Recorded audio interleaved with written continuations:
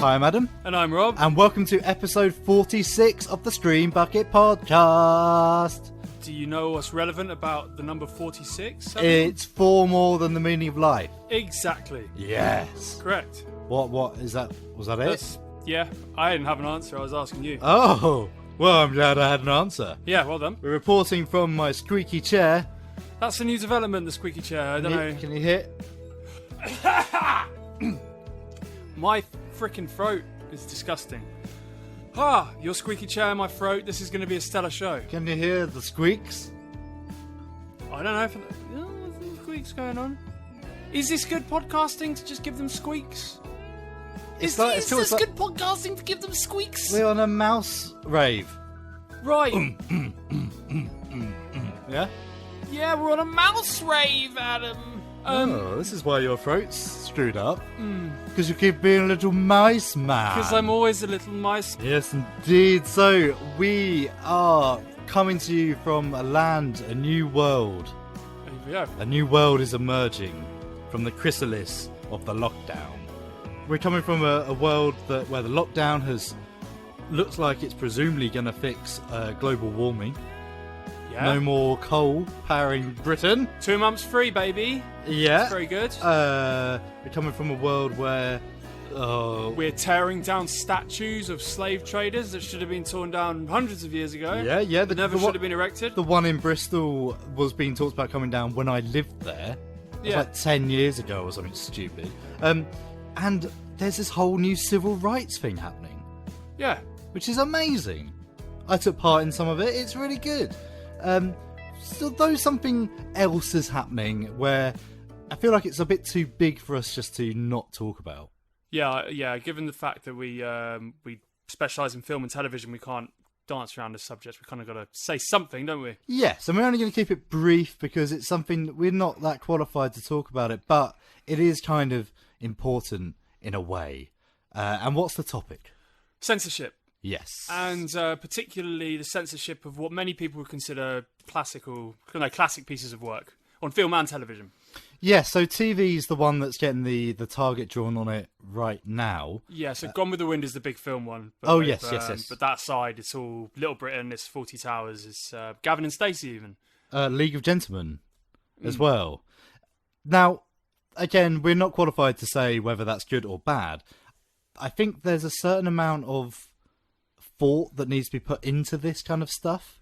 Yeah. So there's an episode of Fawlty Towers where it's been pulled because there's some overtones and some choice language used, which is horrible and despicable, but it's kind of supposed to be. And I wonder if context is missing from this mass censorship kind of argument. What I would, in the case of 40 Towers, I would say they should go the same route, in my opinion, which could be wrong, as what HBO Max is saying they're going to do. They've temporarily taken Gone with the Wind off. They're going to put it back, but they're working on some form of notice they're going to have before the film itself plays. Just kind of reprimanding like the nastiness of the culture back then and like how wrong it is. And I think you can't really taint or take away from an episode from something which is from a different time, but you can point out what's wrong with it beforehand. If there is any grey area, then, make the notice beforehand, post something before the show saying like, we don't agree with this, A, B, and C, it's despicable, and I don't know. Yeah, I'm in that school of thought. Disney is famously notorious for having weird depictions in the past. Disney made that horrible one, Song of the South, with that horrific song. Yeah, horrendous. Which, lasted a while. So, I mean, what's the point we're making? Like, it's really tricky. It's really tricky. Like, you need to see what's made in the past to have an understanding of the past and of the times. I imagine the problem is if people do get offended with it and if people are poorly influenced by it and think they still can behave like that. In fact, I've started watching Parks and Recreation, and there was an episode I watched yesterday when the Venezuelans come to town in Series 2. Oh, yeah. And there's a lot of really, really dodgy humour in that. And that's 2008, 2009? Something like that. I don't know. So even as far back as then, and we're talking about Gavin and Stacey, when they refer to a character as Chinese Alan all the time, there's stuff which... I mean, is the better position to be where if you are offended, you can report it easier? But then what kind of world is that building? Comedy should be satirical as far as I'm... Well, sorry. Satire should be scathing. Comedy should be able to push boundaries. Yeah. But it's when you cross those boundaries, I think. And I don't know, it just... Things like League of Gentlemen feels like a knee-jerk reaction. And I have more understanding of like Little Britain. Yeah. We genuinely just had blackface. Yeah, but I don't know enough about League of Gentlemen, but my understanding of it was what's his name? Papa something. Papa Lazarou. Well, Papa Lazarou has the look of a minstrel, which is bad, which was famously bad. But the actual depiction of him is that he's an old circus clown. And in the old days, that is just how they looked. Yeah, but then there's Papa Legba. This is what I was talking about. Papa Legba, he's like a Haitian voodoo, serves as the intermediary between the lower and humanity. Yeah. See what I mean? And the fact he's called Papa... But I think Papa was just the term used for circus. See, this is the problem. It's such a big world of doubt, and... That is the trouble. And maybe the best thing to do is to just take the high road where there is doubt, worry about it later. Yeah. Come back to things. But yes, it's an interesting time, and things are just going to get more interesting, I think. Yes, there's great changes happening, and it's very good, and it looks like progress has finally been made on some level, and we're all for that, so that's very good. And I think the most important thing of all is that everyone needs to be learning. I think education's the biggest thing here.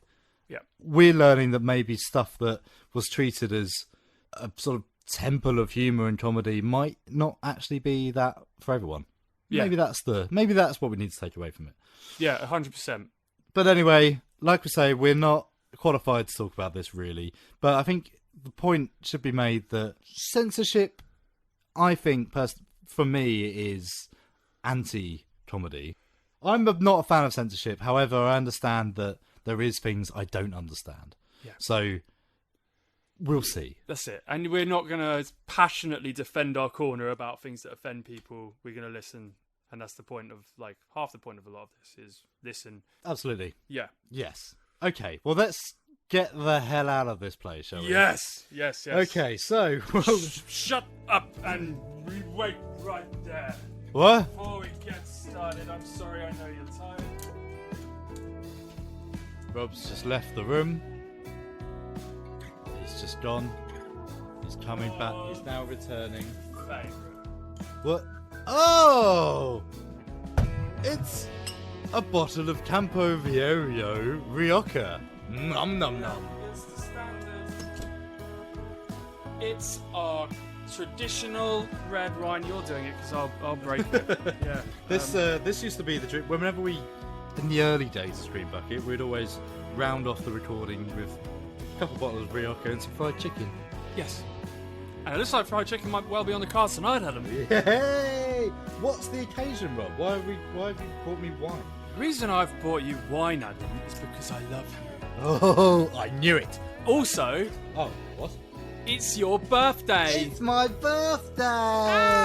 Hey! It's my birthday on today that it comes out. Before, we're making a big hurrah about this, you've got to choose your own film, but can I just say, 31 is the most unimportant of all the birthdays. So I think so as well. Yeah. I think so. But you had absconded on my last birthday, the big one. What do you mean? What's absconded? What do you mean? What did I do? You buggered off. I went to Ireland, didn't I? Yes. Ugh. Yeah, but then I went with you on that disastrous, treacherous Monopoly pub crawl. Disastrous? That went really well. It went fantastically, but it ended horrifically. Yeah, well, as discussed on a previous recording, this time last year somewhere. Yeah. Oh dear. Ooh! I splashed some wine on me. That's because of that's a tiny a medical a medical corkscrew. That's for taking hearts out. So on the show today, whilst Adam pours his wonderful glass of wine. Listen. Oh, I love that sound. Says all middle class people ever who lived. They do. They do. Ooh. Look at that delicious little wine. Look at the little wine. That's going into the Foley album. Charles. Charles Because it's your birthday, on the show today, Yes. look over there. Oh, I got a little part of presents. Adam's got a little part of presents for me. Is that a Scotch egg? Yes. Nice. It is a Scotch egg. And on the show today, we're also going to... What we've got? We've got... not only have we got your pick of the film, which is... Tremors. An epic slug-a-thon in monster movie history. Yes, the 1990 comedy horror monster thing with Kevin Bacon. Kevin Bacon. Who doesn't love a bit of Kevin Bacon? Oh, I know, right? I quite love Kevin Bacon. A bit of streaky Kevin Bacon. I especially liked it when he came over and did those United Kingdom mobile phone adverts. Oh, yeah. Wasn't that great? It was great. Yeah. What else have we got? We've got the normal Fortney Schmortney. Yes, indeed. And because the PlayStation 5 announcement just happened, we're going to get Nick on a call to discuss what we want. That's a first, isn't it? It is a first. We're going to have technology and stuff happening. We're going to use Zoom. Oh. So, yes, look out for that. Let's just get to it, shall we? Yeah, this is going to be a spectacular show, guys, so hold on to your tail feathers. Adam's Retro Film Reviews. Guest House Paradiso, 1999. Good morning, good morning. Morning. I am, in fact, a qualified gynecologist. Well, strictly speaking, I'm an amateur, but I'm bloody keen. Oh, here's a pencil. I think I'll have the fish. Wise choice. Can I ask where your eggs come from? Hens vaginas.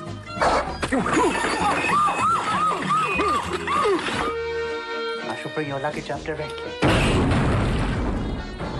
Nice. Hey, give her one for me, won't you?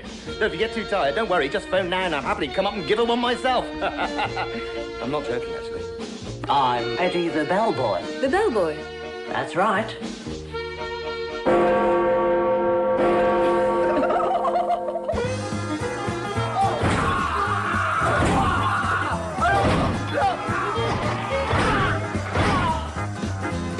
You may be aware that last week marked the 6th anniversary of Rick Mayall's death, and frankly, the world just isn't the same without him.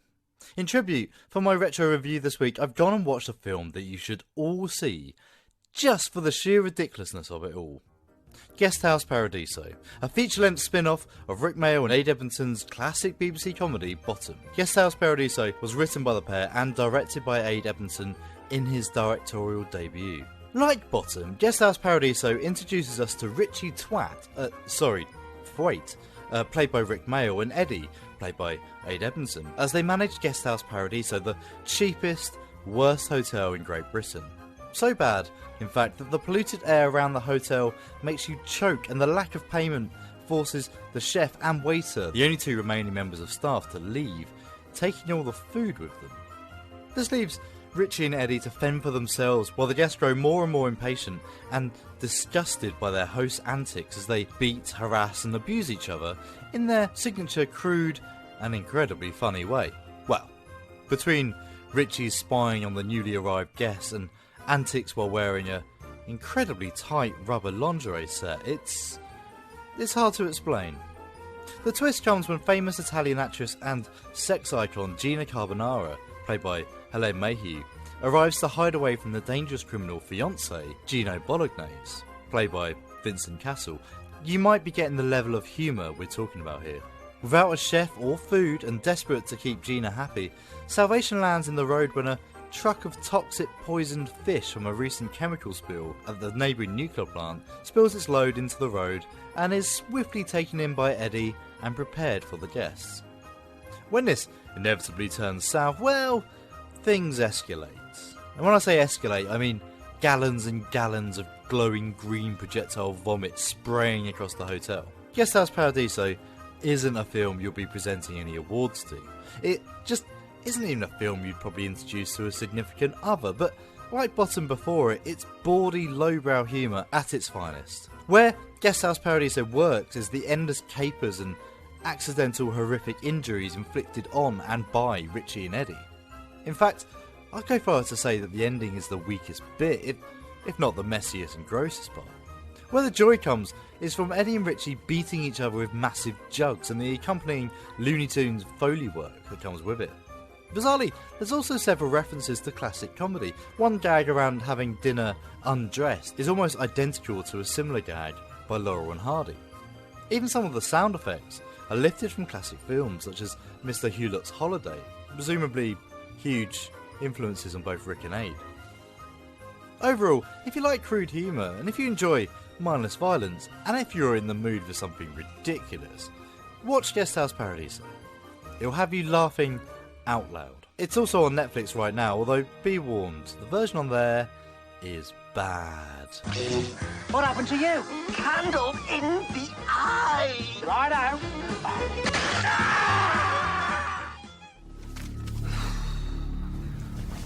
Happy birthday to ya. Happy birthday to ya. Happy birthday.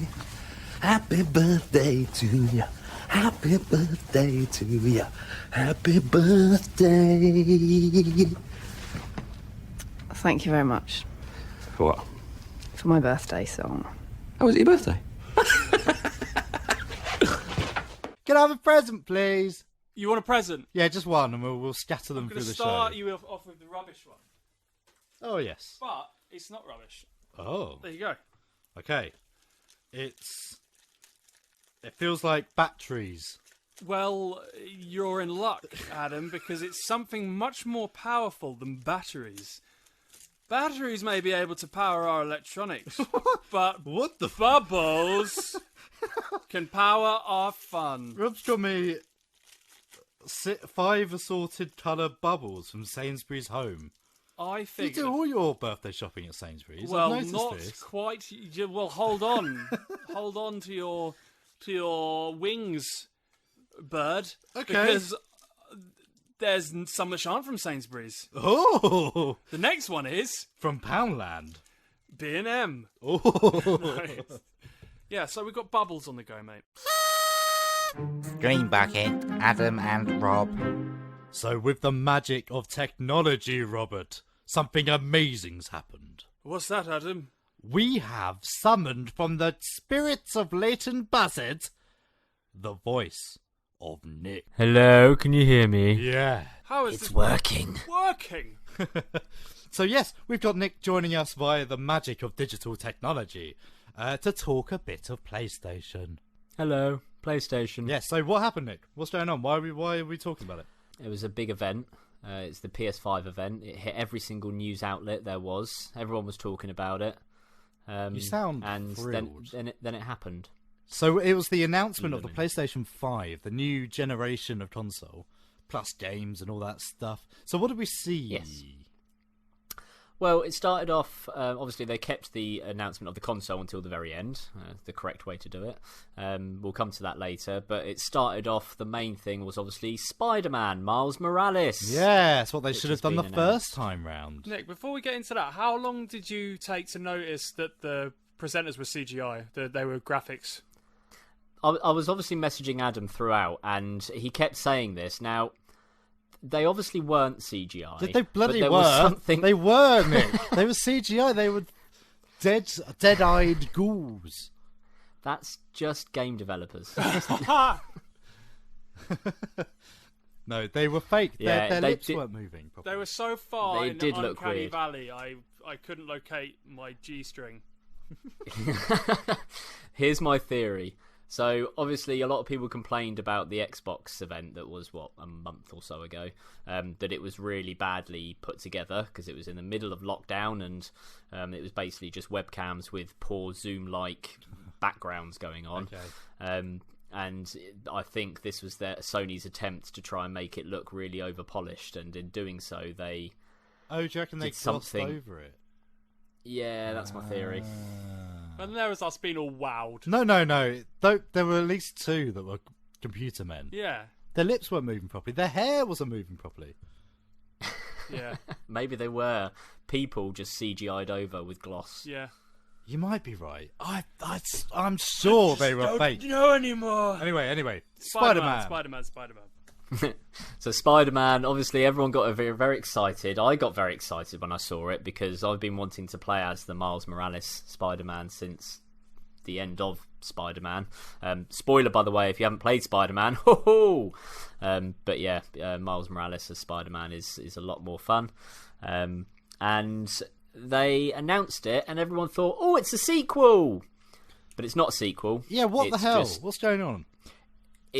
They're basically enhancing and expanding the original Spider-Man so that they can sell it to you again on the PS5 and give you a reason to pay the £50 or £60 for. Dumb. Yeah. Okay, what else? Let's have a look. So we then had Gran Turismo 7, which looked real.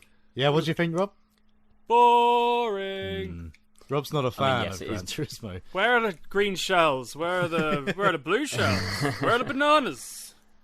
Do you like any racing games, Rob, or is it just Burnout? I Mario liked Kart? Burnout because you could crash into cars Okay. and cause explosions and things. Ooh, can we skip straight to Fortnite meets Carmageddon? Destruction, something. That's what I was just about What to the say. hell's that? Destruction All Stars. Yes, that looks awesome. That is amazing. A little bit of Rocket League in there as well. Yeah, Yes, definitely. 100%.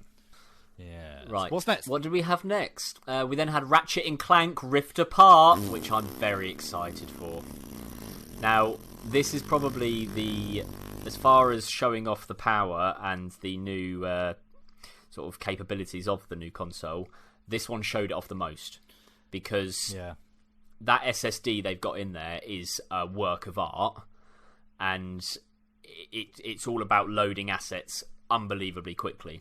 So that whole portal type gun that they've got going on, where you can literally shoot anywhere and it creates a portal into another world or further on in that level, whatever, the fact that you can move instantly from where you are into that without a loading screen is... Yeah. Not to mention everything that was going on was insane. Oh, At any given time, the amount of missiles and jets flying overhead, and it was mind-blowing. Yeah. Yeah. Oh, yeah. All them polygons. It was the explosion of colour. But yeah, I really liked the first, or the new first Ratchet and Clank game. It was a good. There was very little interest in our camp when we watched that. Yeah. Yeah. Well, Ratchet and Clank didn't do it for me, but it was a good game. It just wasn't my cup of tea as a platformer. Never had any knowledge of it. I tell you what did pique our interest though. Stray. Right, yeah, this is going to be my next one. Tell us about Stray. What is it? I don't know. You tell me. I think What's it? You're a cat. I think it's a third-person cat-based action-adventure game with robots. Did you guys, Nick? Did you ever play Tokyo Jungle? No, I didn't. Do you know of it? No, I've never heard of that one. Tokyo Jungle was like an indie game where you play as animals and you're in the post-apocalypse. All of humanity has been wiped out, and you have to walk around Tokyo as an animal of your choice. You unlock other animals as you move along, and you have to survive in Tokyo as long as possible. And it's very similar to that. It's a really fun game. You have to get to food before the predators get you and things like that. So I don't know if it's a survival cat game or... It'll be an exploration of humanity's loss through the eyes of a cat. Yeah, well, I think we both said it at pretty much the same time last night, Adam. Love, Death and Robots. Oh, yeah. It is Love, Death and Robots. So it's one of two that was very Love, Death and Robots. Yes, yeah. But find out more about it might be interesting, because we didn't really see much. It was just a CGI trailer.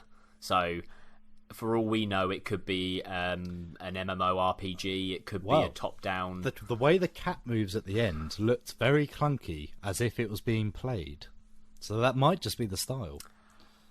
What? Sort of Detroit Become Human type...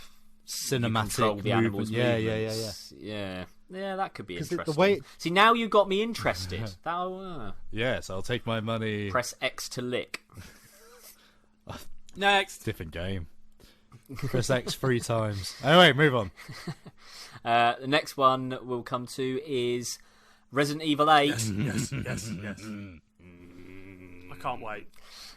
Yeah, I mean, the fact it's called Resident Evil The Village and it looks very, very The Village or The Vivitch or anything like that. It has, in terms of the Resident Evil franchise, I didn't play 7, but there seems to be similarities there from what I've seen. But also Resident Evil 4, which, in my opinion, is the best Resident Evil. It's just fact. Yeah, it's not even opinion. So, to have any sort of element of that spookiness of walking through barren villages and abandoned overgrowths and things like that, I can't wait. Even before we knew it was Resident Evil, we were like, ooh. If I win money on a scratch card and I decide I am maybe going to buy a PlayStation, Resident Evil is the game that will make me get it. Yeah. Yeah. Fair enough. But Resident Evil 8, if it is an exclusive, yes. But there's nothing here to say that it is an exclusive. It's definitely coming to Xbox at some point. Xbox it won't be coming Series to the X. Switch, though, will it, Rob? It won't be coming to the Switch. No. Hey, at least I can play through Resident Evil 4 endlessly for all eternity on the Switch. Yes. So that's fine. But then you never know. In about 2 years' time, Nintendo will probably likely release the next generation of the Switch, which will probably won't even have a screen. It will just be in your hand. Just be contact lenses. Yeah. Yes. Oh. Yes. Augmented reality. Oh, look, here comes the friendly postman, Mario! Oh, please, make that happen. Or not, that'd be horrible. I don't want Postman Mario coming to my door and giving me my mail. Do you have to be looking down his top? Has he got nipples? Has he got nipples? No? What? Nick. Wasn't what I was thinking, Nick. What? Who thinks of that? You dirty boy. Yoshi. Oh, Mario's nips. Right, moving on. The next one we had of note was Little Devil Inside. Oh, yes. Yeah. Yes. As soon as this came up, I was very intrigued by this one. It's the slow, just spiral into Wes Anderson's mind that was. Oh yeah. So from what we could gather, it's an old man reliving his past as he goes to do different household activities. Yeah. Going for a poo and there's like a rock fall or something. Or was he falling into something? I think he's falling. Poo? Yeah. I mean, it looks like one of those kind of quirky, indie style, arty focused side. Do you know what it reminded me of? Type things, or I should. It reminded me of that Neighbour game. Hello Neighbour. Hello Neighbour. Yeah, it's Visually. very similar kind of art style. Yeah. Yeah, no, I was really intrigued, and because it stood out as well. I'll tell you, there is one thing though. You mentioned indie art style. 9 out of 10 of these games felt very indie. Is that's the new thing? Is that what they're going for? In short, yes. If you look at the... They're all going for the peaceful tranquility thing. Oh, God, there's a load of them. Aren't they? But yeah, Plinky they're plonky, plinky plonky. Yeah. Art games. Like almost post-cell shaded, like pale coloured environments. Which Well, that's why through. the few that stood out to us stood out because they didn't look like that. Yeah. Yes. That's the thing. The problem is, if you look at a lot of the games that have won so many awards over the last few years, it's been very heavily, if not actual indie kind of style. So you got your Dead Cells and Forgotten Anne and all those sorts of Journey. You know, it's always been there, but especially in the last few years, there's been a big rise of it. Yes. And it's mainly because all the AAA stuff is where it became so corporatized. It was all about making as much profit that the gameplay went out of it. So very true. Very similar to the film industry in many ways. Yes, quite. Any more? There was a couple. Should we go through the ones sort of really to mention? I know you'll want to talk about Oddworld Soulstorm, Adam. Yes. Yes. I've been waiting for that game for about 20 years. There's a bit of background to it. So, Oddworld Abe's Odyssey was the first game. They remastered it a couple of years ago for the later consoles. But they were given an option to remaster the rest of them. But they decided not to. So this is technically the sequel they wanted to make back in the day. Oh, what, the sequel to Abe's Odyssey? Yeah, so there was a sequel, but it was like, it's just, you know... It was Abe's just, Exodus, wasn't it? Yeah, it wasn't really what they wanted to do. They just forced it out, made it quite cheaply, made it quite quickly. This Soulstorm is what they wanted to make. So it's going to be a Right. much bigger game. It's going to be much more complicated. And yeah, it says the first use of a swear word Yeah. in the announcement. In the I think that's the reason why we had that warning at the beginning that said mature content. Because of that one swear word. I love Oddworld. I think Oddworld speak to me very well. So yes, looking forward to that. Well, I'm glad you are. I'm not, but that's mainly because I've never played one. So, Well, just more for you. Nick, how do you like Little Big Planet? what's it, are you going to say about Sackboy? Sackboy. Yeah, this is right. So, for me, Little Big Planet was only ever good as a couch co-op. I couldn't agree more. 100%. Yeah. If you're playing Little Big Planet one player, then you're not going to have a good time. No, You need to be discussing how you're going to get past the next obstacle with your mates as they come up and react quickly and work as a team. Yes, exactly. So, and I don't think it even works that well across the interwebs. You need to be. You need to have a couple of beers, really. Yeah, with your exactly. mates. So, I mean, I got into Little Big Planet at uni. That's the So sort of did when I. yeah. So that's my memory of it, and maybe when I've got kids in the future, those kinds of games will become more important to me as I play the games with them. But for the moment, it's a. Nick, that was a disgustingly grown-up thing to say. Yeah, that's horrible. Can we move off that, please? I would desperately love to play Sackboy with friends, but I know that Adam and Josh would never play it in a million years. Oh, we would. Get them drunk think? enough. Do you think you would play it? I think that's you had one so way. much scorn and loathing. It's true. Yeah, I think you need to get very drunk and play it on stream. I think we should do that with Heave Ho, but that's moving off the off the conversation. Yes. Can we get to the console? Because we've been talking for ages, and we need to can talk do, about yes. the disgusting, Yes. horrible. I You quite like it. The PS5 router, is that what you mean? The PS5 wearing a cloak. It looks like a character from Frozen. So now we've got the mini fridge, the Wi-Fi router, and the toaster.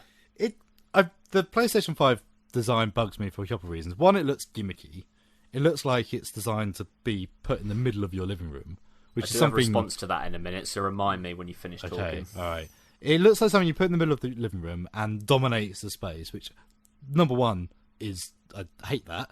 Number two, it looks like it's on a break. I don't know if you've confirmed this fact, but I did Google it after last night. You can put it horizontally. You Yes. can. You can. Because it looks wobbly. Yeah, you can lay it on its side. Okay, maybe the stand moves underneath it. No, Okay, well then I it's think not it's so got bad. the points. If you know it's got that curviness, the waviness, the points that are furthest out from the console, if that makes sense, are all at the same Okay. projection, so it Interesting. will sit on those points. All right, And well it- that was going to be my main argument, that Yeah. to not be able to lay it down is... In to response to make me what not you said buy it. about it being gimmicky, what I would say to that is, do you not miss the old styles of consoles? No. Do you not? I 'Cause loved the GameCube. that's what I mean. The GameCube, the Dreamcast. Oh no, but the- the GameCube you could stack. That's different, and it's quite small. What I'm saying is having a big chunky plastic thing that you can't really tuck away. That's What about the just N64? irritating. The N64, one of the That had greatest consoles ever. That had a really low. That's what I'm saying. That's quite small. You can tuck that away as well. Right now, I've got an Xbox One and a PlayStation 4, and they're just sat below the TV screen. They're just black obelisks You know what, I that see just it sit because there. I feel like I'm looking at your consoles now, and if there was a PS5 there in the current white edition, it would stick out like a sore thumb. Yeah. It's not from any sense of it being annoying to put there. It's just from aesthetically speaking, it might be a bit glaring. When you've Well, got a here's big... my theory. Yeah. So if you look at, a lot of people were complaining, not complaining, but they had issue with the fact that games consoles were going down the same route. So they all look the same. There's nothing unique about them. I quite like that. Now, Sony and Xbox and Microsoft themselves have been trying to distance themselves from each other. Microsoft going more towards the, you can play our games on everything, and Sony really holding on to that, you can only play it on our console. And what better way to convince people not to have two consoles, an Xbox and a PlayStation, by making a console that has to be on its own under your TV. So you cannot physically fit another console there. See, that's anti-consumerism. I hate that. Yeah, massively. I even hate the idea of exclusives, to be honest. But I don't like that. Well, how do we feel about the digital version? Because I know people in America have already saying, well, this is the final nail in the coffin of GameStop. Is it going to spell the same for game over here? Well, it's already dying anyway. But they tried it a couple of years ago with the Xbox, and there was just outcry, wasn't there? This is the fun. People just went furious that the Xbox was trying to get rid of discs. This is how, if you take out the fanboys of Xbox and Sony fanboys will always be louder than Xbox fanboys. Okay. And so Really? that whole... Oh, yeah. That whole I think digital, Xbox are more casual, to be fair. Yeah. That whole digital thing, Xbox just kind of went, nah. Whereas Sony attacked Xbox just because Xbox did it. Sony doing it now, they'll claim it's the best thing ever. Well, it might mean it's cheaper, which is a positive. Yes. Because I imagine the big one's going to be... Did we get a price? No. Here's the thing, though. Like, I would always imagine that surely everyone would have to understand, if you have a digital edition, you can't go into game and get your second-hand rubbish copy in a couple of years' time. And as far as I'm aware of any other eShops, I don't know if this is the same with PlayStation, Xbox, on the Switch, you pay $59.99 for Breath of the Wild. If you go into CEX, you get it for $45. Oh, yeah. Oh, yeah. So, but the only difference is that PlayStation and Xbox give you free games a month. right. And they do And a people lot of obviously- discounts. Yeah, a lot of discounts. Also, they're always pushing their Netflix-type game libraries. Okay. Yes. So that's the future, but I think people are resistant to it. I want to watch a Blu-ray. That's my main thing. Yeah. Well, Where am I that's where, for you, with your setup, that's your only way of watching Blu-ray. Yeah. So for me, for example, with my setup, I would never think of watching a Blu-ray on my Xbox or my PlayStation anyway, because I've got a Blu-ray player. So Oh, yeah, but that's silly. Why would you have a third thing? Because the Blu-ray player is the surround sound system. God, Adam, it's as if you just don't know how these things work. God. Listen to Mr. Surround Sound. It's the only way. to Okay, well, watch fair things. enough. So there's no price. They haven't given us a price. No, they're waiting for each other. So God, it's I hate this so much. Hey guys, Paper Mario Origami King is coming out on the Nintendo Switch next month, and I, for one, couldn't be happier. So screw Nintendo, screw Sony, and screw Microsoft. Oh, can we just quickly point out that Demon Souls has been announced? Yes. Oh yes, how did I forget about that? Demon Souls. And so and Deathloop. excited. Oh yes, and Deathloop. Yes. Ghostwire Tokyo looked really cool. It did. Horizon 2. Yes. Oh, Nick. I've just angered an entire generation. That was about it. Stood out for me. That I think. was it? Yeah, Deathloop. We won't mention that. What was it called? There was a couple of very dumb names. Returnal, I looked quite interesting for the We announced loved it until the name came along. Returnal. Anyway, well, Yes. that's cool. Well done for showing us stuff. I'm never gonna buy one. I don't think I'm ever gonna buy one then. Adam's Well, playing I'm with his bubbles now. Yeah. Got some bubbles. Really bad. I'm just looking forward to having an excuse to pay for GTA 5 again, personally. But you know, Thanks for that. I think we better move on. no problem. Cheers. It's a pleasure mate. joining you. Yeah, thank you very much. Yeah, Nick. Nice one. might try this again. It seems That's to work. okay. Yes, it did. Sounds like you're deactivating. Bye. They came to party. Get away from me, mate. They came from outer space. But for these unhappy campers, Just put this thing on. things are about to get slimy. If you go down to the woods today, you'd better keep an eye out for quackers. They're mean, they're insane, and they're everywhere. And they've got an appetite for naughty campers. Starring Jodie Bennett, Bailey Pilbeam, Isabel Allbutt, and Blake Aiden. Quackers! They're everywhere. We are not going back in that tent.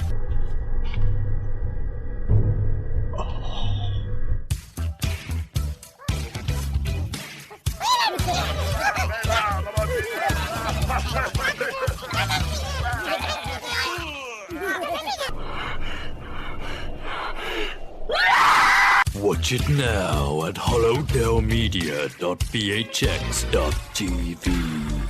Nick's Game Reviews, Minecraft Dungeons. If you've ever played a Diablo game, then you will know exactly what to expect from Minecraft Dungeons. You have your character kitted out with all sorts of weapons, armour and enchantments. You take that character to a dungeon and you proceed to work your way through said dungeon, picking up coins and new gear as you go until you fight a more powerful boss or two. Simple, effective and timeless. As with Diablo 2 and 3, Minecraft Dungeons also leans heavily on its replayability, mainly by procedurally generating the maps to give you different challenges each time you play through a level. They've also done an excellent job of hiding little secrets in each map, such as hidden levels that will only spawn randomly, meaning you sometimes have to play a map several times before it spawns for you. Want more reason to play the levels through again and again? Or what about difficulty levels? Increase the difficulty each time you play so that you can challenge yourself to harder and harder scenarios, sometimes having to go back to easier levels to find new gear to level up your power. And that's the key to what makes Minecraft Dungeons so much fun. You'll hit difficulty walls every now and then when you are just simply too underpowered and will get your ass kicked within seconds of booting up a level. So you go back, you level up for an hour, and then when you come back to tackle that level you initially struggled with, you feel like an absolute powerhouse. It is so satisfying that it almost becomes drug-like. Minecraft Dungeons isn't just a good game to play on your own, its couch co-op features make it the perfect game to play with the family. Following the same ethos as the original Minecraft, this game is so easy to play that your 6-year-old would find some enjoyment from it. But it's so difficult to master that you and your 16-year-old could spend hours delving into the complexities of the builds and combat styles. There is perhaps one quite significant criticism that I do have with Minecraft Dungeons though, and it comes back to that comparison to Diablo. Diablo is a game that you could easily put 50 plus hours into and still find enjoyment from it. I've just finished Minecraft Dungeons for the third run through, defeating the Arch-Illager on Apocalypse difficulty. I've unlocked every map and found every secret and reached the ceiling as far as my gear is concerned. And how long did all of that take me? 21 hours. And I've completed everything the game has to offer, with zero incentive to go back. There is something called the Island Realms teased on the world map that looks like some DLC for later down the line, but the chances of me being well past Minecraft Dungeons when that releases, they're quite high. So, well done Mojang for finding a way to expand your franchise to other genres, and seriously well done for making another hugely successful game for the whole family to enjoy. But I fear this is one of those games that will disappear from the public conscious just as quickly as it has appeared. Without more content and fast, this type of game just can't stay relevant for long. It's my birthday, and I ain't gotta pick up the phone. It's my birthday, y'all should just leave me alone. It's my birthday, it's my birthday, I ain't picking up the phone on my birthday. It's my birthday, it's my birthday, I ain't picking up the phone on my birthday. Adam, it's time for birthday present number 2. Well, can I just say, it's better be better than the bubbles. The bubbles are so Absolute- disappointing. Maybe that's just a dud. There's still more 4 in the pack. But Maybe. I mean, I've got 4 bubbles out of it. these I don't think can go wrong. This is the second of my afterthought rubbish presents. Okay. Open. Well, it's chilled. It's been chilled. Yeah, this is a present from the fridge. And it comes with some Chef Rob advice. Well, thank you, fridge. Yeah. Oh! Oh, the thing. They're sausages. Let me just dive in and find out what they are. Chorizo-style sausages. Okay, so, What? have you had chorizo sausages of this style before? No, I've had chorizo. This is good. Okay, so when I was a chef in Southampton, when I was a real chef, this wasn't when I was a Green King pub microwave technician. Okay. We had these sausages and cook 3 of them normally and have them as you wish. But I'd recommend with 2 of them, or maybe 3 of them, chop them up into little discs and fry them up. So they're nice and crispy. And then what I would recommend doing is getting our food processor and blending. I've got garlic, so help yourself. Blending. Make your own homemade garlic aioli / mayonnaise. Garlic and mayonnaise. It tastes much nicer than the real thing if you do it yourself. And have a little tapas dish. And get these sausages, fry them up individually, and dip them in your homemade garlic mayo. And it's bloody delicious. Okay. Yeah, so that's what I recommend for them. Their chorizo sausages are banging. But why are they chorizo style? Oh, they're pork sausages with pepper and paprika in. Oh. Yeah. Okay. I don't know if they're proper chorizo sausages because they look a bit on the pink side. They're styled. Chorizo style sausages. But yeah. Okay, so they're probably not cured, they're just flavoured. Do that. Or I'll do it for you, I don't mind, because I like a little cook. Yes, you do it. It sounds like a lot of effort. I'll do it. But yeah, it's definitely a little tapas dish. Well. Okay.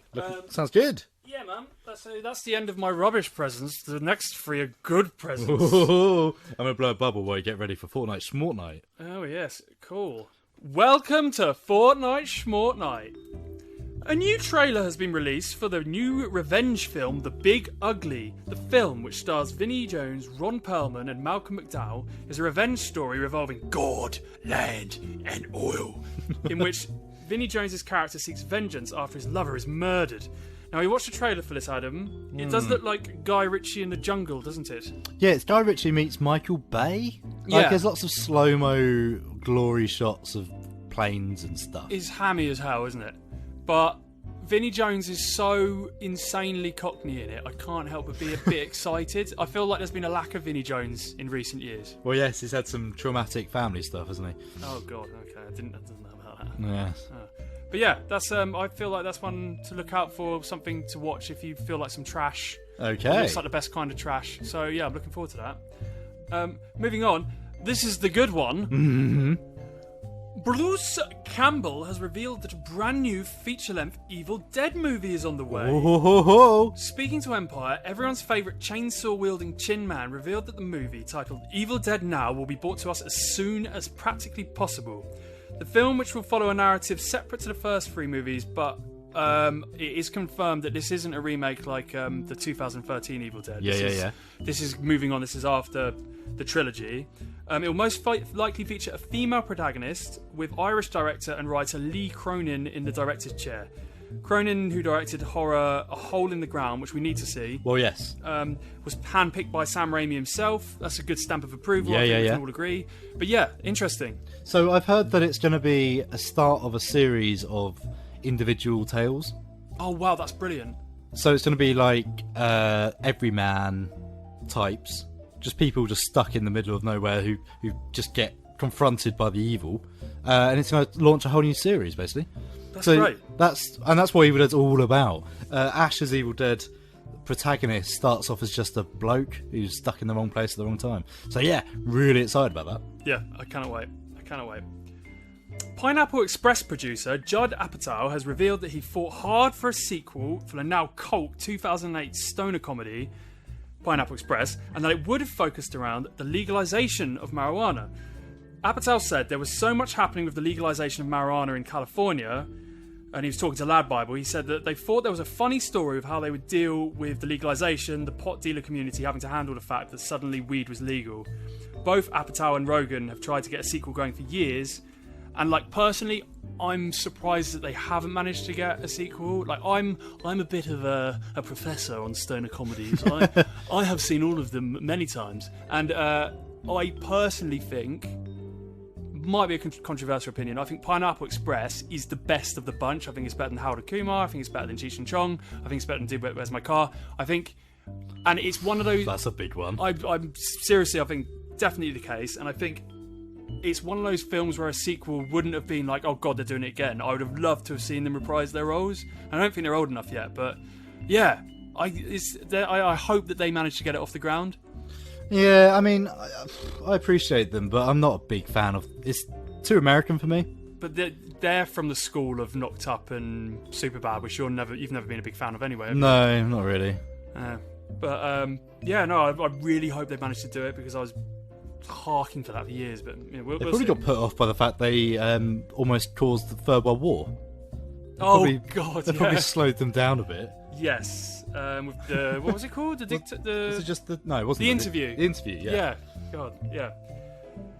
Moving on, Indiana Jones has been voted the greatest ever movie hero by Empire movie readers. Okay. Obviously. Yeah. Indiana beat out the likes of Aliens, Ellen Ripley, Black Panther, Sarah Connor, James Bond, Princess Leia. Sorry, Black Panther was in there. Okay. I thought Sort of mediocre I film. mean, Blade was in there as well, and like I don't know if this is controversial, but I thought Blade was way cooler than Black Panther. Oh yeah.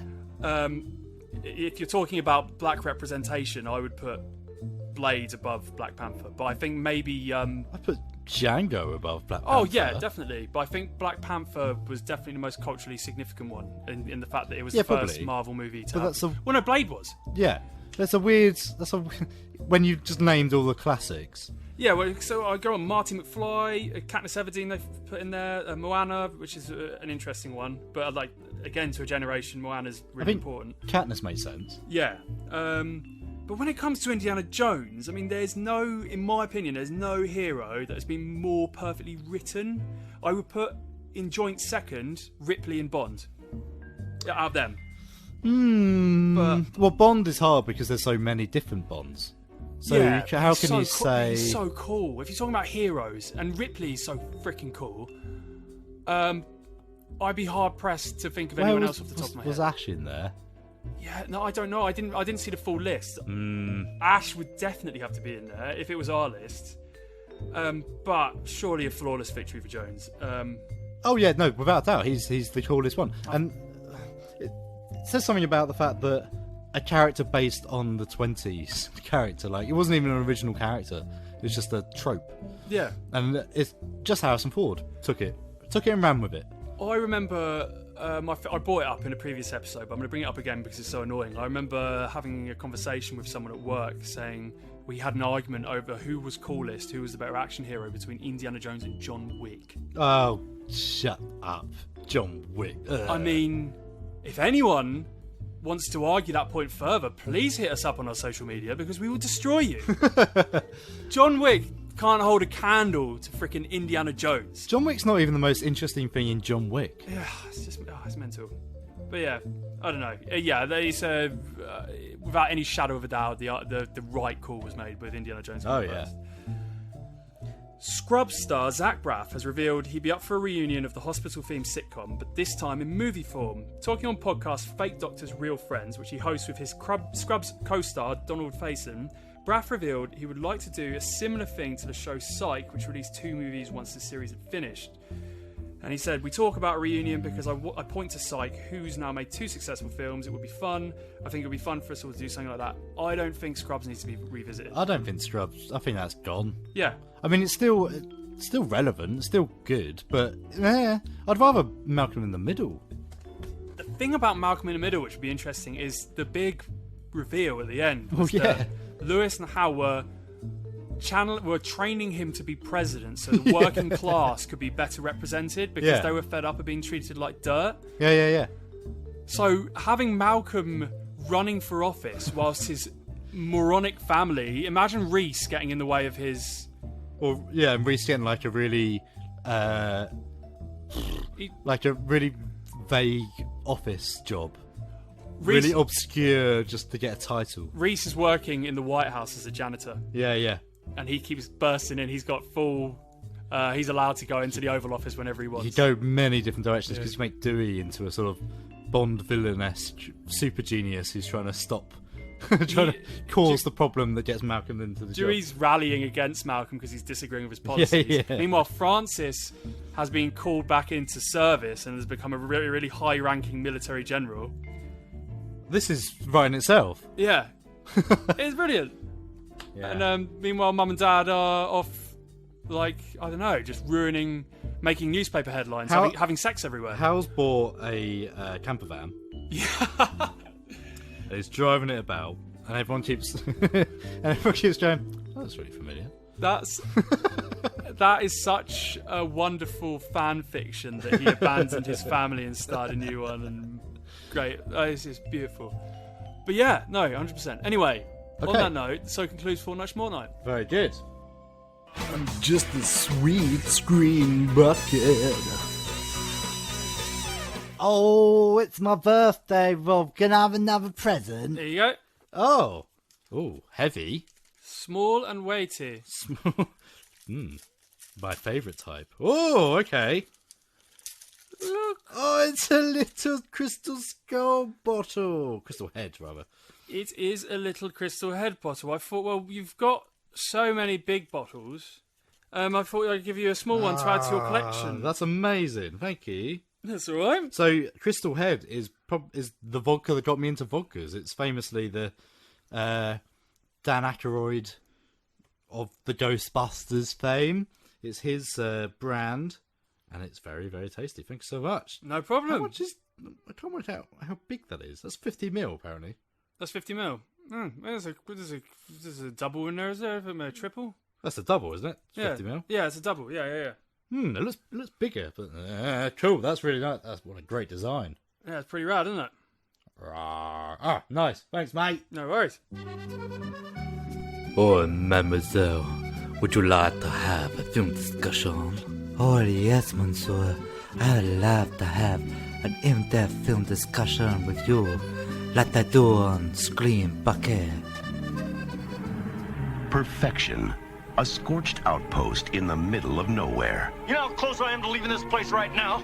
How close? Maybe that's why Val and Earl decided to leave town.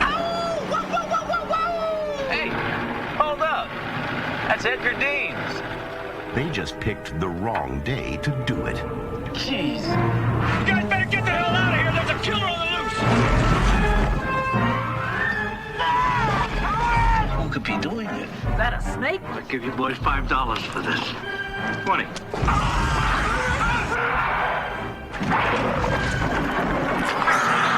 That's how they get you. They're under the ground. What the hell are those things? How could they eat a whole station wagon? But where do they come from? I vote for outer space. No way these are local boys. You see, they're headed right for us. No Richter scale can measure it. They're coming! No scientist can explain it. Bert, they're under the ground. You didn't get penetration even with the elephant gun. Run, run! And no one knows what to call it. Mega worms or suckers or suckoids. Now, this valley is just one long smorgasbord. Now, it's up to Val and Earl to save the world. That's one big mother. Who died and made you Einstein? And they know just what to do. Flip for it. Damn. Kevin Bacon. Fred Ward.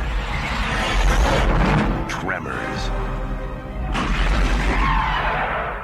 It was my film pick. Because it was your birthday. Because it's my birthday. You'll get one too. Yeah. Don't worry about it. So yes, as it's my birthday, I picked a film.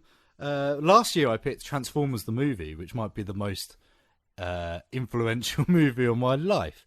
It freaked me the hell out. In a heartbreaking way. And this movie also freaks you out in a horrifying way, because when we watched it, you referred to a particular hat scene. Well, so I walked in on my brother, who's older than me, watching Tremors, and there was one scene that I walked in on, and it freaked me out. I was dreaming about it. I was having nightmares about it for days. Just kept thinking about it. And oh boy. But I remember it stuck with me so much that the name of the film stuck with me. And I was on holiday. I was probably like less than 10 when I saw it. And I was on holiday somewhere, and someone was talking about Tremors and how much they loved it and how funny they thought it was. I was like, it scared me though. So I had to go back and watch it. And I went back and watched it again and again and again and again and again. It's a great movie. It's a really great movie. Yeah. I haven't watched it since I was 14, I think. It's just been away from me for ages. It's nothing I ever haven't come back to. To be honest, I didn't think I'd enjoy it as much as I did watching it again, but it's so good. I would say Tremors is up there with a very small selection of films as a perfect script. Yeah. It's such a tight script. Everything it sets up, it pays off. Small little details like the ice cream machine that just makes a bit of a rattle early on, and they don't have time to fix it. Comes back later in a massive way. It's just really, really tight, and it's got the best like arc of the characters as well. Oh, definitely. Like, there's traditionally a protagonist will be someone in a really bad situation who needs to get out and is given an opportunity to do it, refuses it, and has to do it. That's the traditional hero's arc. And yep, this happens. Absolutely happens. Without being too obvious. Kevin Bacon, especially. And he learns something along the way. He does. He learns that he doesn't just need... Long blonde hair, big green eyes, world-class breasts, ass that won't quit, and legs that go all the way up. He needs a girl of intelligence with a degree, a doctor. But I've got to say as well, something we pointed out during it, they're living the dream life, aren't they? Yeah, we both went kind of sighed and thought, oh my god, they're just fixing fences in the beautiful Nevada. Is it Nevada? Yes, Perfection, Nevada, yeah. Yeah, it's in this beautiful Nevada plains with valleys and mountains around them. They're just fixing fences. Yeah, So there's Valentine McKee, played by Kevin Bacon, and Earl Bassett, played by Fred Ward. Yeah, and then one of the things I said when I was watching it is the perfect buddy cop movie. Oh, it is, absolutely. It's a buddy cop film about them kind of going backwards and forth, just insulting each other the whole time, but they love each other really. Oh, yeah, of course, yeah. And there's not gangsters, it's a giant man-eating underground worm. Yeah. Yeah, it's great. And what's really nice about it as well is you've got the characters on the peripheries are also really interesting, and you do feel for them, and you do understand where they're coming from. Yeah. Especially Bert, the gung-ho madman, the survivalist with his bunker. With a gun collection that anyone would envy, including an elephant gun. There's not enough elephant guns in films, I don't think. Absolutely. So the film, it's set in Nevada. It's set in Perfection, outside of Perfection, Nevada, which is a tiny little, sort of, almost like a western town. It's essentially just a trailer park. It's a nothing town. They're scraping through to the extent that one of their neighbours offers them a little job where they get paid in like nothing at all in beer. Yeah, free beer. And the way she says it is that she's thinking they're definitely going to accept this because this is all they've got. This is all anyone's got. Yeah. They've had enough. Absolutely. They're dogs' bodies. They really, the final nail in the coffin, the final thing that makes them think, damn, we're out, is they're trying to pump out a septic tank that sprays all over them, and they're just immediately like, that's it, right, we're done. We're off to the other town, Bixby. They're off to Bixby to start a new life, a new chapter. Except when they try to leave, something gets their attention. Hold up. That's Edgar Deans. Come on. No, he only wears that one damn jacket. That's him, I'm telling you.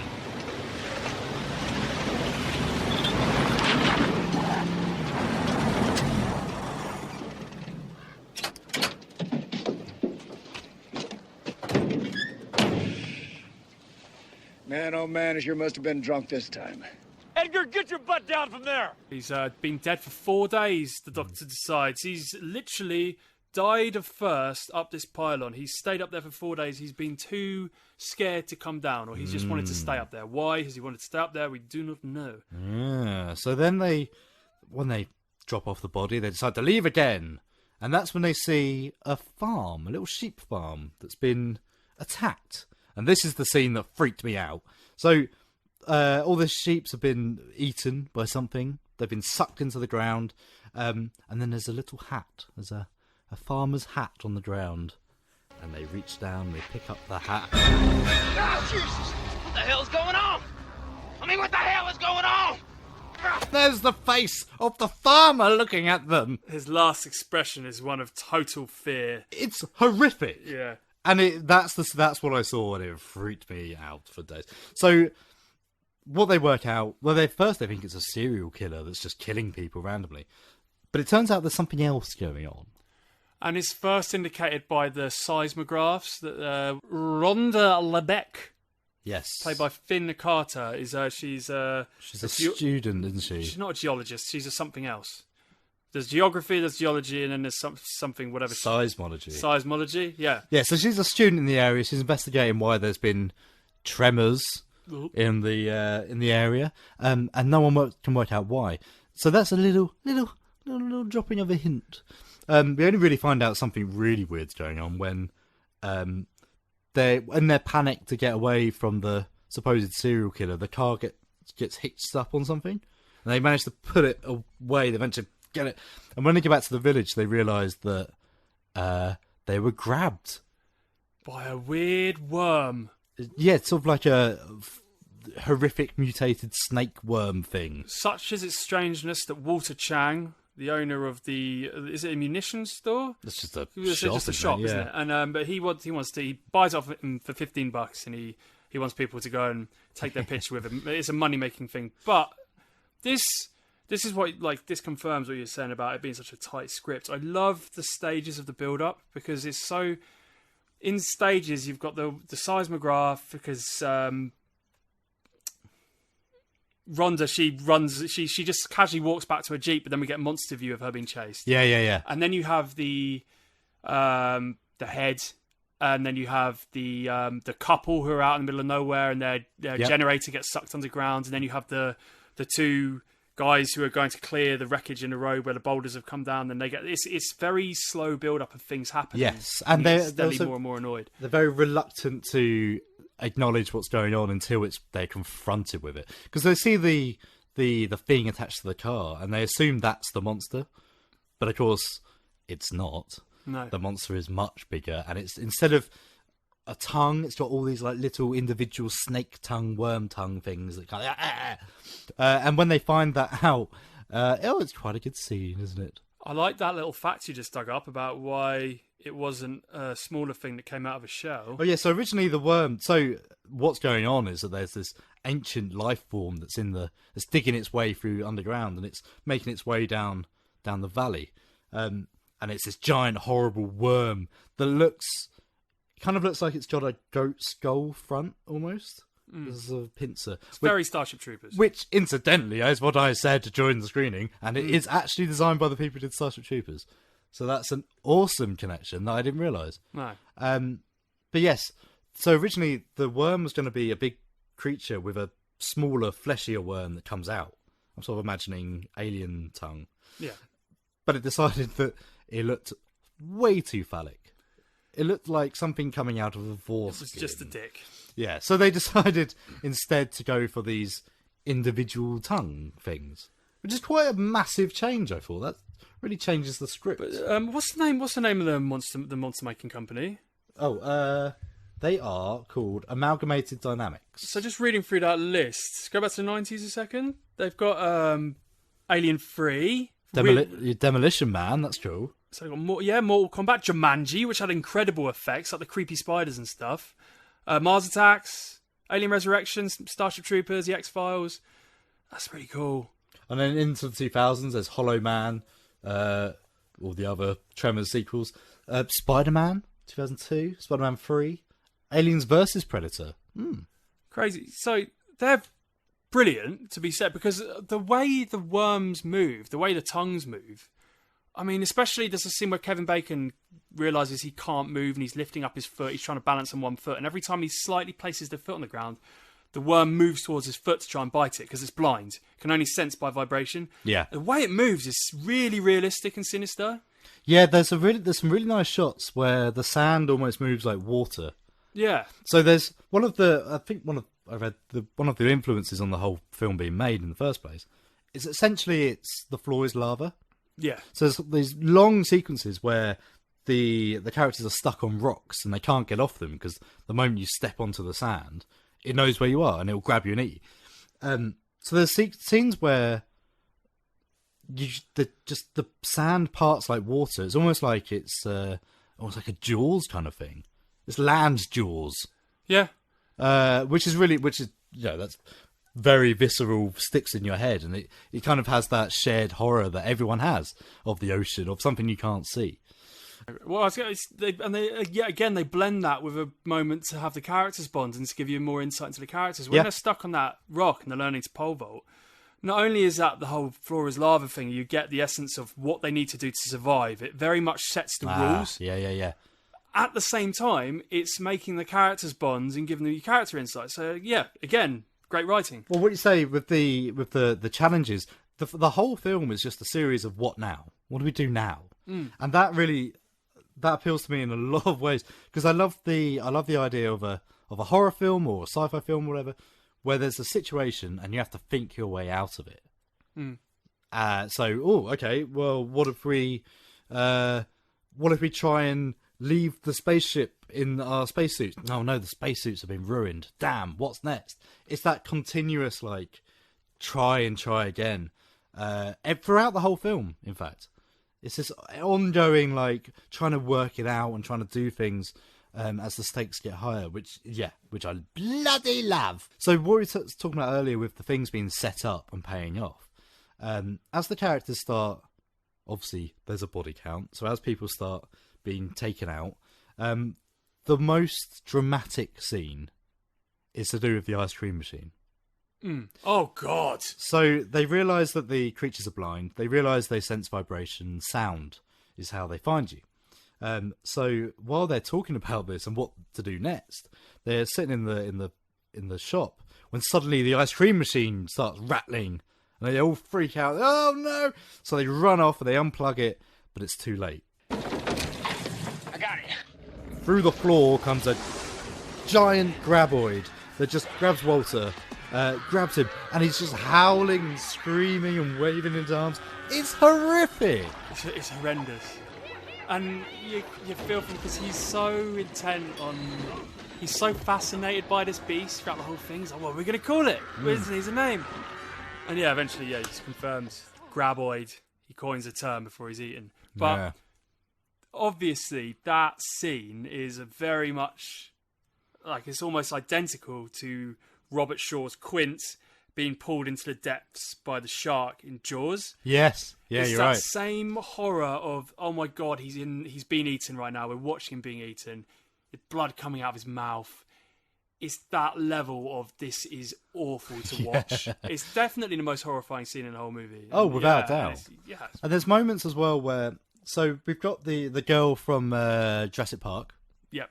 Whatever her name is. Ariana Richards as Mindy. Yeah, Mindy's playing on a pogo stick. And she's got her headphones on so she can't hear the warning. Stuff like that. And you're like, oh no! That was the only point in the film I went, for God's sake, because if you're the mum, you're not letting go of her. You're not letting go of her. She's staying with you. The mum instantly played by a sort of elderly Jennifer Lawrence. Yeah. It's very distracting. So eventually they start fighting back. That's the key thing. And one of the best joke reveal scenes of the 90s, maybe, is when Bert and his wife, they're in their basement as the graboid's coming at them. And they're being warned on the radio, they're coming towards you. And it comes through and they're shocked and they have guns and they start shooting, but it's not working. So the camera just pulls back as they turn around to this massive wall of guns and weapons. It's what a great... And that's the other thing as well, that the effects in this film are incredible, apart from the second shot in that sequence, which is a real shame. Oh, well, when it's just them kind of screened on the front of Yeah, it's a really, really bad matte projection thing.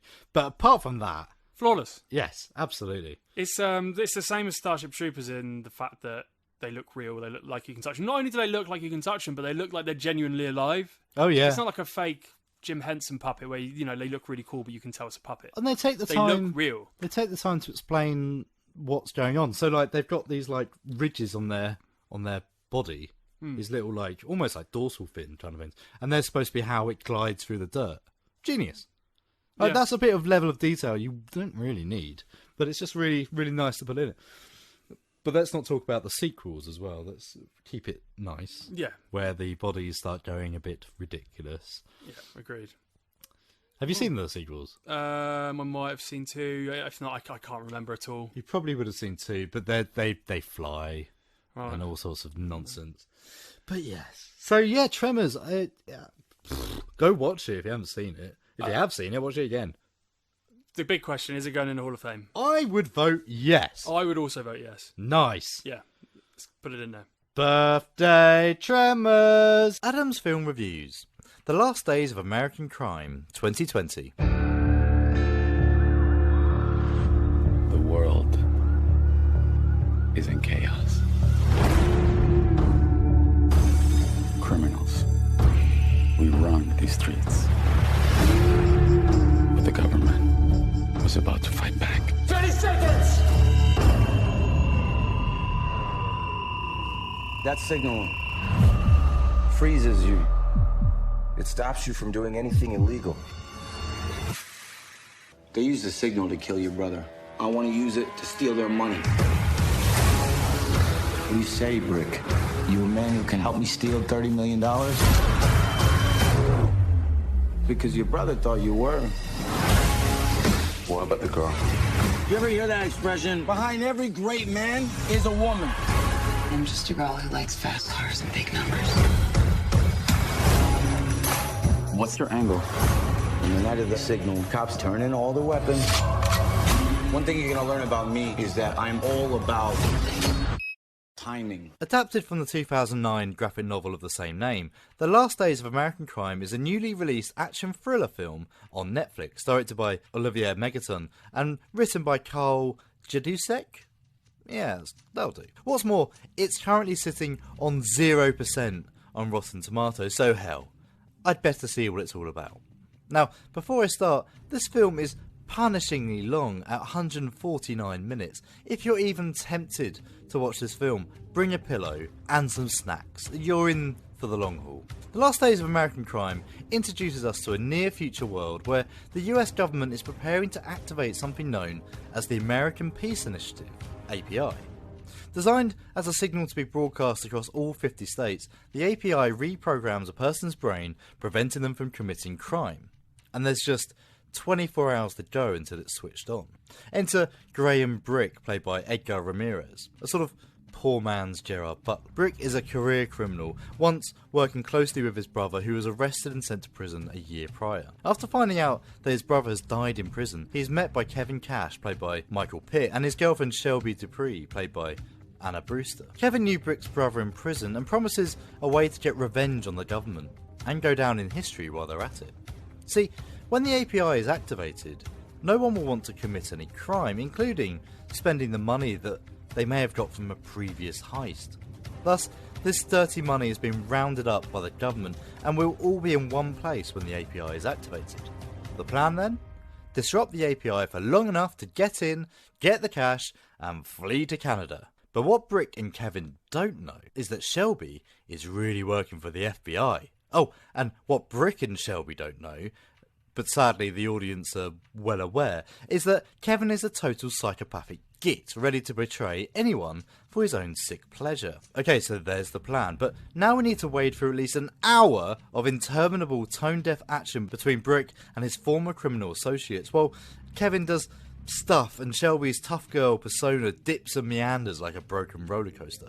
There's also a subplot involving a cop and his pursuit of violent justice while the ticking clock of the API signal continues in the background. The Last Days of American Crime, it doesn't deserve a 0% rating, I'll tell you that much. I never really wanted to stop watching it, but I did feel the urge to pause it, to eat, sleep, drink, possibly read Crime and Punishment from cover to cover. Some reviewers have pointed out that it's been released at possibly the worst time ever, considering the protest movements and anti-police feeling currently in America and the rest of the world, but that's not the film's fault. What is the film's fault is that it seriously needs something.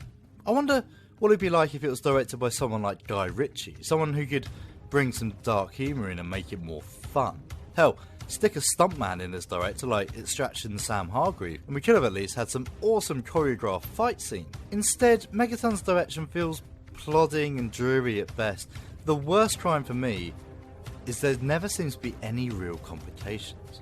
Even betrayals are dealt with pretty easily. Something comes up, Brick fights it, it's done. Great. The Last Days of American Crime should have been a vehicle for Kurt Russell to return as Snake Plissken. It should have had something to say. It should definitely have been an hour shorter. Instead, it just kind of exists. Is it the worst film ever? Nah. The performances are fine too, and it sure looks nice. It just needed some serious editing. On balance, I wouldn't waste your time watching it if I were you. I feel like one of us is gonna take a bullet tonight.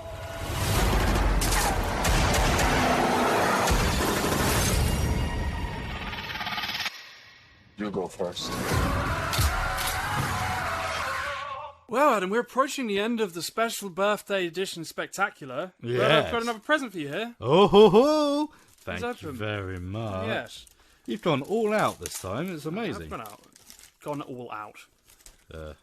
So See, look. this is, again, Sainsbury's wrapping paper, and it's not ideal to wrap with. Oh, this seems exciting. I've opened it backways first. It's a book. And we'll flip it round. Taking shape, developing Halloween from script to scream.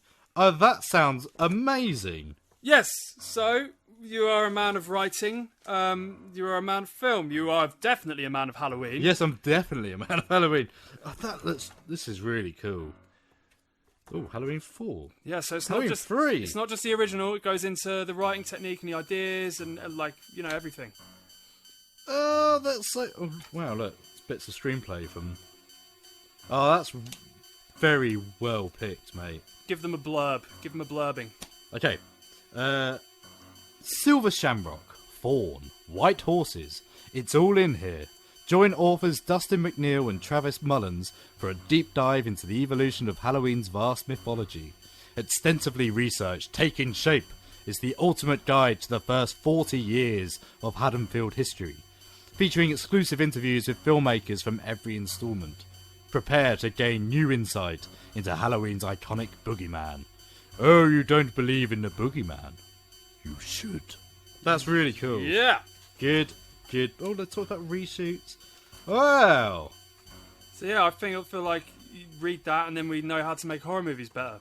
Learning from the best. How dare you? We've made the best one already. We have made the best one already. But now we will make stabby ones. Yes. Oh, that's really good. Well done, mate. I'm going to very much have a flick through that, if you know what I mean. It means I'm going to read it. Nice. Cool. Well, very good. So, I guess that's the end of the show. Yeah, that's the end of the show. Yeah. We've covered censorship. We've covered PS5. Yes. Tremors. And some news. Yeah, that's been a bumper show, hasn't it? It's been a rather bumper show. I'm dreading editing it. Yeah. So if you want to follow us on our social media, do drop us a line at screen_bucket on Twitter or at Hollowdale Media on Twitter and Instagram. Yes, and also please go to www.patreon.com/HollowdaleMedia to join us in our Patreon endeavours. For the price of a cup of coffee, you can help us fund our future endeavours. All of the money goes straight back into our projects and helps us bring more and more Hollowdale Media madness to your screens. Yes, indeed. And while the lockdown's happening, we've actually unlocked the exclusive content. So even a $2 donation a month will mean you get full access to everything we're doing. Because obviously, it's a difficult time. We realise that. We've slowed down.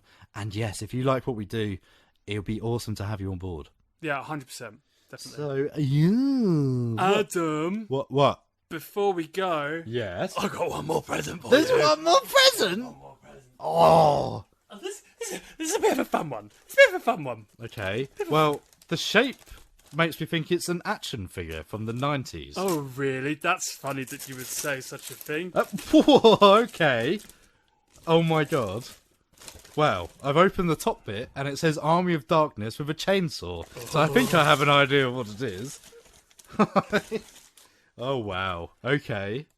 That's amazing. So it's... Look at the face. Look at the face shop. So it's 3 deformed Evil Dead Army of Darkness figures. What's those little skulls? We've got Ash, of course, with his boomstick and chainsaw, which looks like it's attachable to his hand. Very good.